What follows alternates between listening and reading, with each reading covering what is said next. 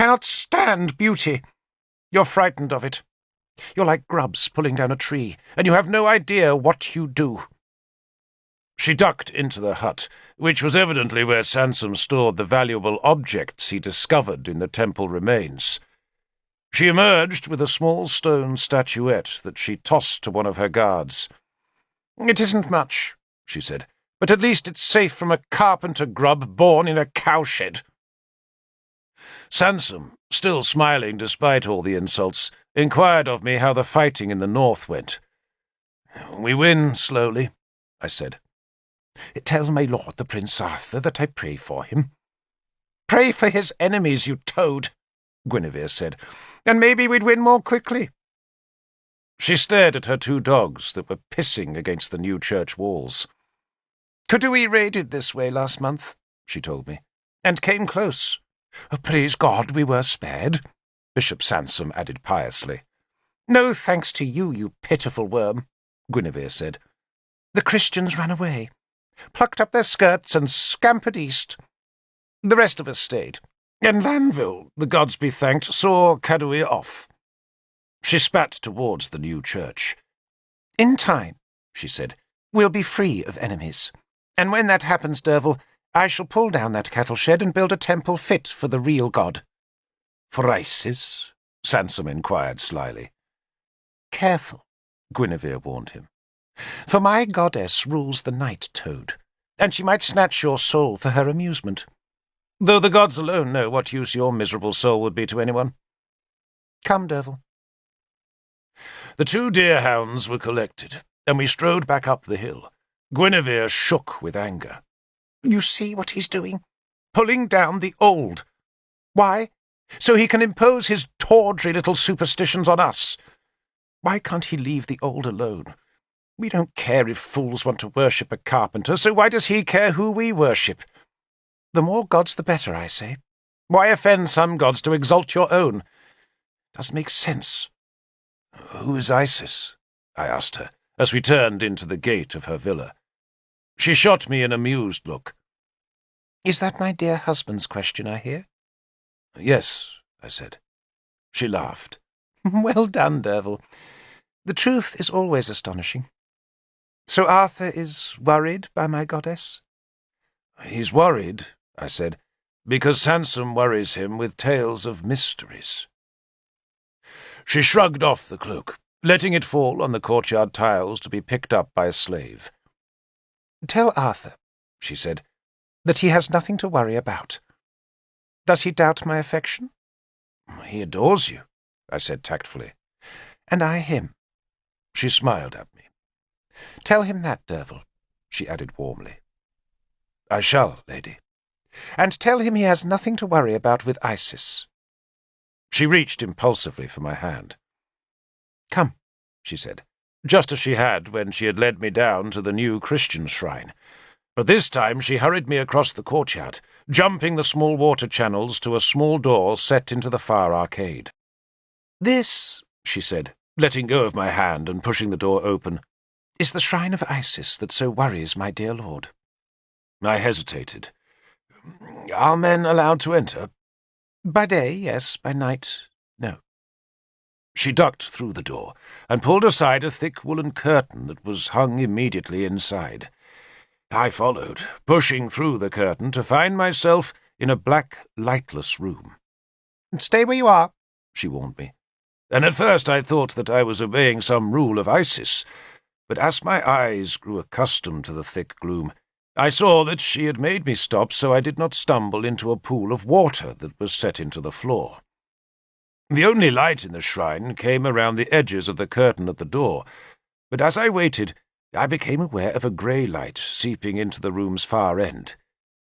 Then I saw that Guinevere was pulling down layer after layer of black wall hangings, each one supported on a pole carried by brackets, and each woven so thick that no light could come through the layered cloths.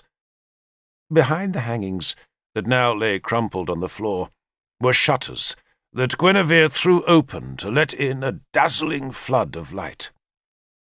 "There," she said, standing to one side of the big arched window. "The mysteries." She was mocking Sansom's fears. Yet in truth the room was truly mysterious, for it was entirely black. The floor was of black stone. The walls and arched ceiling were painted with pitch. In the black floor's centre was the shallow pool of black water, and behind it, between the pool and the newly opened window, was a low black throne made of stone. "So what do you think, Derval?" Guinevere asked me. "I see no goddess," I said, looking for a statue of Isis. "She comes with the moon," Guinevere said. And I tried to imagine the full moon flooding through that window to gloss the pool and shimmer on the deep black walls. "Tell me about Nimue," Guinevere ordered. "and I will tell you about Isis." "Nimue is Merlin's priestess," I said, my voice echoing hollow from the black-painted stone. "And she's learning his secrets." "What secrets?" "The secrets of the old gods, lady." She frowned. "But how does he find such secrets? I thought the old druids wrote nothing down. They were forbidden to write, were they not?" "They were, lady. But Merlin searches for their knowledge anyway." Guinevere nodded. "I knew we'd lost some knowledge. And Merlin's going to find it. Good. That might settle that bitter-toed Sansom." She had walked to the centre of the window, and was now staring across the tiled and thatched roofs of Durnavaria, and over the southern ramparts and the mounded grass of the amphitheatre beyond, towards the vast earth walls of Maidan that reared on the horizon. White clouds heaped in the blue sky, but what made the breath catch in my throat was that the sunlight was now flooding through Guinevere's white linen shift, so that my lord's lady, this princess of Hennis Wyron, might just as well have been naked, and, for those moments, as the blood pounded in my ears, I was jealous of my lord. Was Guinevere aware of that son's treachery? I thought not, but I might have been wrong. She had her back to me, but suddenly half turned so she could look at me. "Is Lunette a magician?" "No, lady," I said. "But she learned with Nimue, did she not?" "No," I said. "She was never allowed in Merlin's rooms. She had no interest." "But you were in Merlin's rooms?" "Only twice," I said. I could see her breasts, and I deliberately dropped my gaze to the black pool, but that only mirrored her beauty and added a sultry sheen of dark mystery to her long, lithe body. A heavy silence fell, and I realized, thinking about our last exchange, that Lunette must have claimed some knowledge of Merlin's magic, and that I had undoubtedly just spoiled that claim. "Maybe," I said feebly, "Lunette knows more than she ever told me." Guinevere shrugged and turned away. I raised my eyes again. "But Nimue, you say, is more skilled than Lunette?" she asked me. "Infinitely, lady." "I have twice demanded that Nimue come to me," Guinevere said sharply, "and twice she has refused. How do I make her come to me?" "Well, the best way," I said, "of making Nimue do anything is to forbid her to do it." There was silence in the room again. The sounds of the town were loud enough, the cry of hawkers in the market, the clatter of cartwheels on stone, dogs barking, a rattle of pots in a nearby kitchen.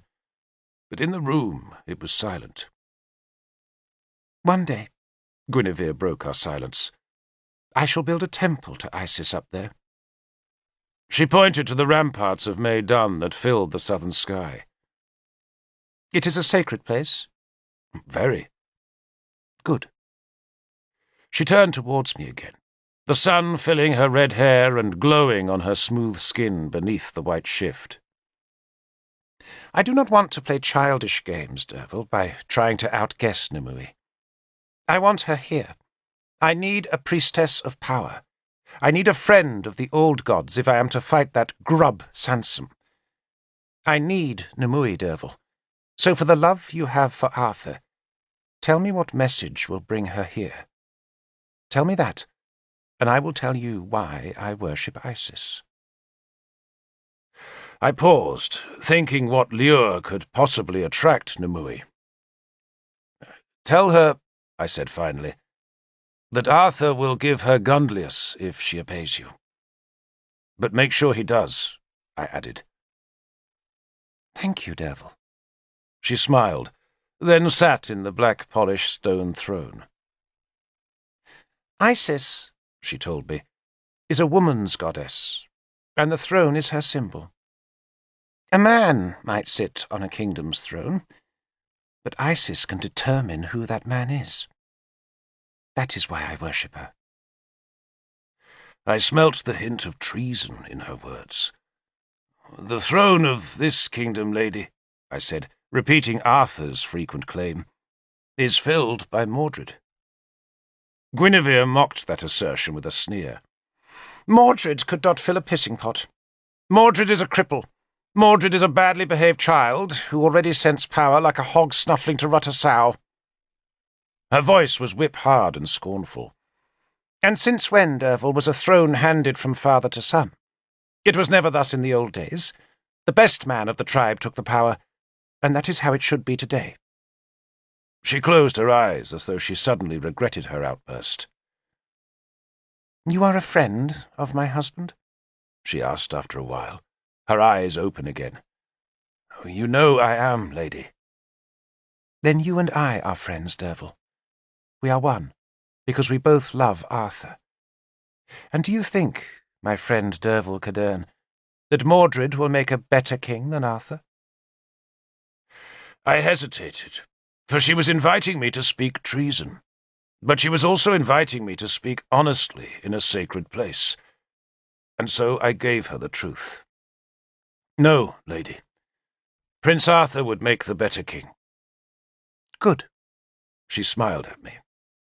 "So tell Arthur he has nothing to fear, and much to gain by my worship of Isis. Tell him it is for his future that I worship here, and that nothing that happens in this room can cause him injury. Is that plain enough?" "I shall tell him, lady." She stared at me for a long time. I stood soldier straight, my cloak touching the black floor, Howlbane at my side and my full beard gold in the shrine's sun. "Are we going to win this war?" Guinevere asked after a while. "Yes, lady." She smiled at my confidence. "Tell me why." "Because Gwent stands like a rock to our north," I said. "Because the Saxons fight amongst themselves like we do, and so they never combine against us. Because Gundlius of Siluria is terrified of another defeat. Because Kudui is a slug who will be squashed when we have time to spare. Because Gorfithid knows how to fight, but not how to lead armies. Most of all, lady, because we have Prince Arthur." "Good," she said again, then stood so that the sun flooded through that fine white linen shift. "You must go, Derval. You've seen enough." I blushed, and she laughed.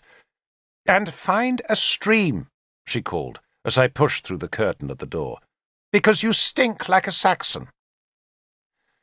I found a stream, washed myself, then took my men south to the sea. I do not like the sea. It is cold and treacherous, and its grey shifting hills run endlessly from the far west where the sun dies each day. Somewhere beyond that empty horizon, the seaman told me, the fabled land of Lyonesse lies.